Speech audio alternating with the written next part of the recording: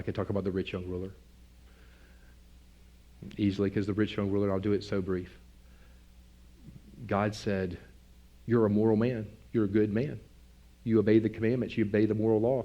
But there's something in your heart that's a real problem, and it's your riches. It's your wealth. Give up all your wealth to the poor. Let it all go, and come follow me.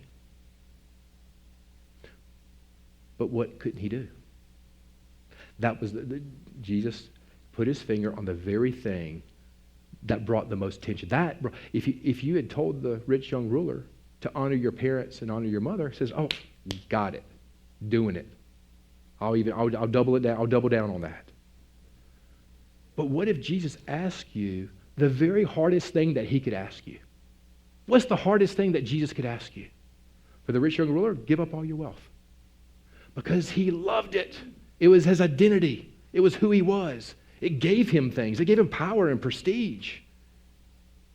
He loved his money. It was, that identity. To give it all up and then follow Jesus. See, that's the whole thing. Give it up to come and walk with you. Because Jesus was saying that you're not going to be able to walk with me unless you give up your rights, unless you give up this identity, this worldly identity. He says, you're not going to be able to walk with me. And there's things even in the church where people are not really walking with Jesus because they're not willing to give up something.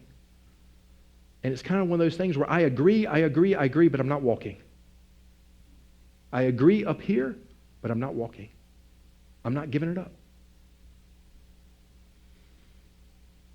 What's the hardest thing that God could ask you to do? I tell you, this is where discipleship gets real. This is where being a disciple of Jesus, walking with Jesus, gets real. Because the rubber has to hit the road at some place.